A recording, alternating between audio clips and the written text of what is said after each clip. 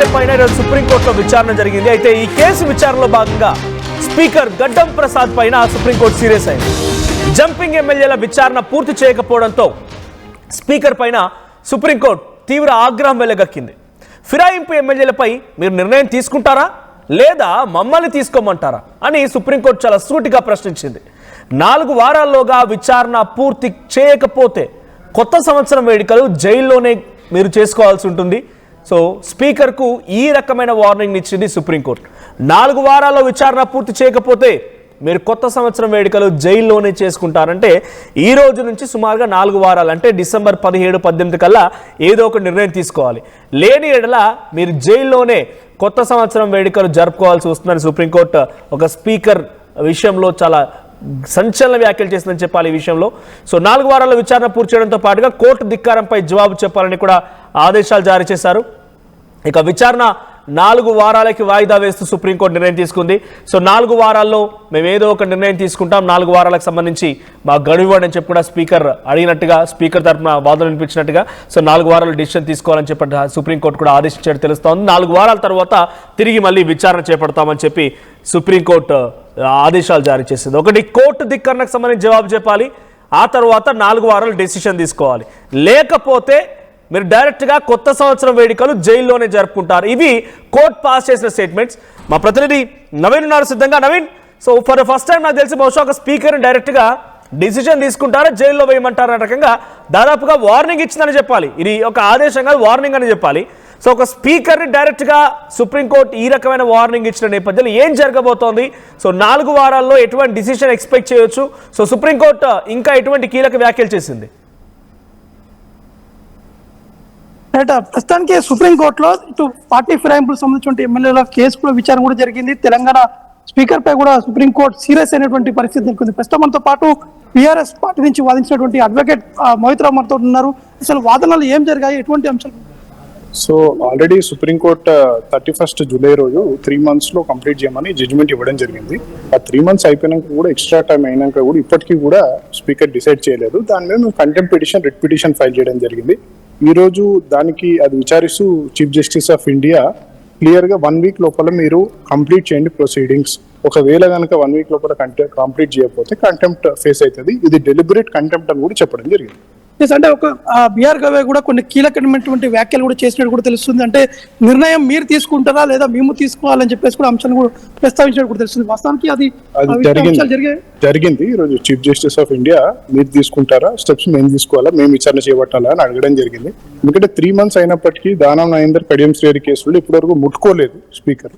So అది అన్ని పరిగణిస్తూ ఆ మాట అనడం జరిగింది. అంటే విచారణ జరిగినటువంటి 10 మంది ఎమ్మెల్యేలో 8 మంది ఆ ఎమ్మెల్యేలు ఆ విచారణ కూడా హాజరయ్యారు. వారు స్పష్టంగా కూడా చెప్తున్నారు, మేము పార్టీ కండువా అయితే వేసుకోలేదు, మీ పార్టీలోనే ఉన్నామనే విధంగా కూడా చెప్పడం జరిగింది. నెక్స్ట్ యాక్షన్ ఏ విధంగా ఉండబోతుంది, ఎలా వాళ్ళు ఆ విధంగా ఉంటాయి? సుప్రీంకోర్టు విచారణ కంక్లూడ్ చేయమని చెప్పింది 3 months లో. వీళ్ళు ఇంకా విచారణ చేస్తున్నాము అంటే అది కరెక్ట్ కాదు.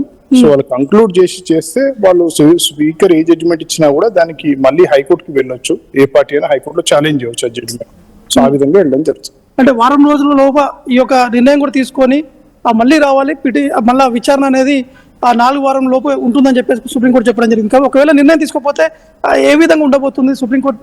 ఒకవేళ కనుక స్పీకర్ నిర్ణయం తీసుకోకపోతే సుప్రీంకోర్టు డైరెక్ట్ వెయిట్ వేయడం జరుగుతుంది. సుప్రీంకోర్టు డైరెక్ట్ వెయిట్ వేస్తుంది. తెలంగాణలో మళ్ళీ ఉప ఎన్నికలు వచ్చేటువంటి అవకాశం ఉంది. 100% వస్తాయి. 10 స్థానాలు వస్తాయి. 100% వస్తుంది. అంత ఎవిడెన్స్ అంతా స్పీకర్ గారి ముందు ఫైల్ చేయడం జరిగింది.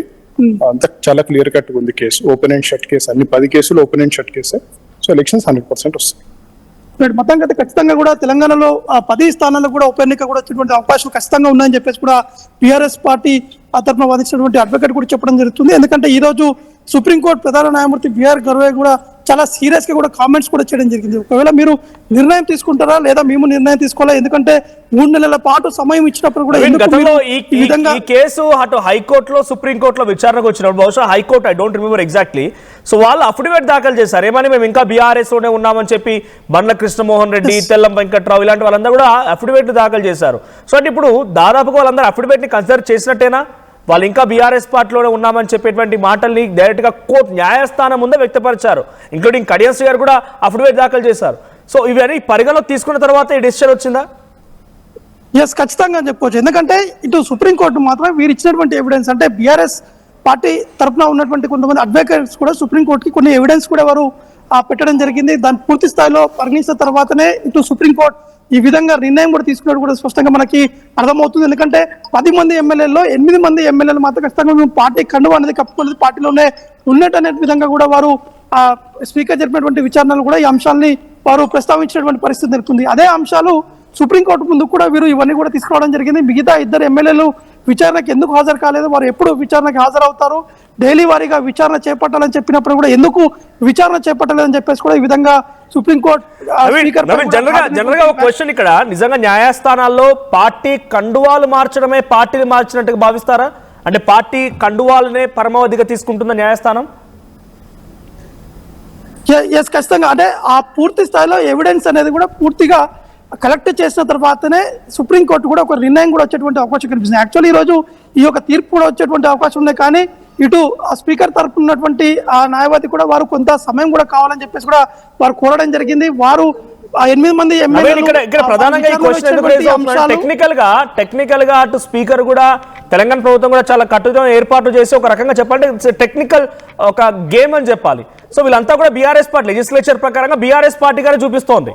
స్పీకర్ కి సంబంధించిన దాంట్లో గూడెం మైపాల్ రెడ్డి, లేకపోతే సంజయ్, కాళ యాదయ్య, ఆ తర్వాత కడియం శ్రీహరి, తెల్లమ్మ అందరూ కూడా టెక్నికల్ బీఆర్ఎస్ పార్టీని చూపిస్తోంది. రేపటి రోజున బీఆర్ఎస్ పార్టీ దీన్ని ఛాలెంజ్ చేయాలనుకున్నా కూడా కండువాలు మార్చడమే ఇదైతే కండువాలని పరిగణలోకి తీసుకుంటుందా? ప్రూఫ్ అని అంటే బహుశా బీఆర్ఎస్ పార్టీ దగ్గర ప్రధానమైనటువంటి ప్రూఫ్ ఏదైనా ఉందా అంటే అది ఫ్లెక్సీలకు సంబంధించి, ఆ తర్వాత మహా అయితే కండువాలకు సంబంధించి. అంతేగాని టెక్నికల్ గా ప్రూవ్ చేయలేరు, లీగల్ గా ప్రూవ్ చేయలేరు. వాళ్ళు లీగల్ గా ప్రూవ్ చేసే దాంట్లో ప్రధానంగా ఇద్దరికి మాత్రమే, ఒకటి దానం నాగేందర్ అండ్ డైరెక్ట్ గా బీఆర్ఎస్ పార్టీ బీఫామ్ మీద కంటెస్ట్ చేసి మళ్ళీ సికింద్రాబాద్ పార్లమెంట్ నుంచి కాంగ్రెస్ బీఫామ్ మీద కంటెస్ట్ చేయడం, రాజీనామా చేయకుండా. సో కడియం శ్రీహరి డైరెక్ట్ గా ప్రచారం చేయడం. సో ప్రచారం చేయడం బహుశా అది సపోర్ట్ అవుతుంది, కానీ అంత డైరెక్ట్ గా లీగల్ గా కాన్సిక్వెన్సెస్ లోకి తీసుకొని యాంటీ డిఫెక్షన్ లా కింద వర్తించదేమో కదా.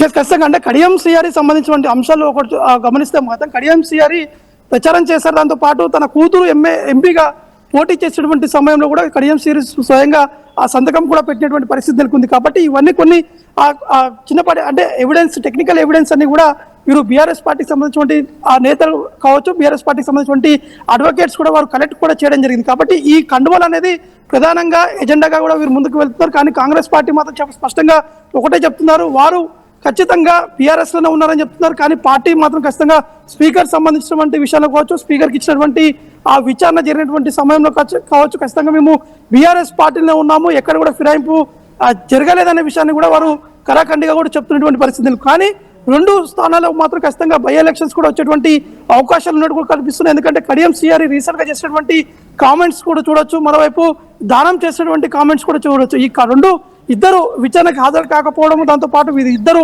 చేసినటువంటి కామెంట్స్ లో మాత్రం ఖచ్చితంగా తెలంగాణలో 2 బై ఎలక్షన్స్ కూడా వచ్చేటువంటి అవకాశం ఉన్నట్టు కూడా స్పష్టంగా కనిపిస్తుంది. కానీ ఈ సుప్రీంకోర్టు విచారణ సంబంధించినటువంటి విషయాలు కూడా ఈ 4 వారాల లోపు స్పీకర్ ఎటువంటి నిర్ణయం తీసుకోబోతున్నారు అనేది కూడా వేచి చూడాల్సి ఉంటుంది. Right, thank you Naveen.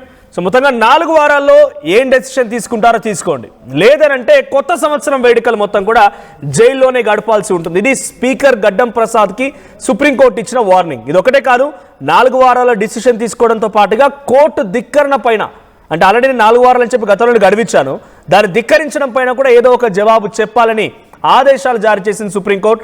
So present 1-2 చోట్ల అయితే ఉప ఎన్నికలు గ్యారంటీ అనేది కనబడుతోంది. సో ఆ 2 చోట్ల నిజంగానే ఉప ఎన్నిక వస్తే దానం నాగేందర్ అండ్ కడియం శ్రీహరి స్థానాల్లో ఉప ఎన్నిక వచ్చే అవకాశం కనబడుతోంది. ఇక్కడ కనుక ఉప ఎన్నిక వస్తే మీ సపోర్ట్ ఎవరికి? BRS, Congress and BJP. మీ అభిప్రాయాన్ని కామెంట్ చేయండి. సో ప్రెసెంట్ 4 వారాల సమయం మాత్రమే ఉంది. మరి గడ్డం ప్రసాద్ కుమార్ స్పీకర్ హోదాలో ఎటువంటి డిసిషన్ తీసుకుంటారో చూడాలి.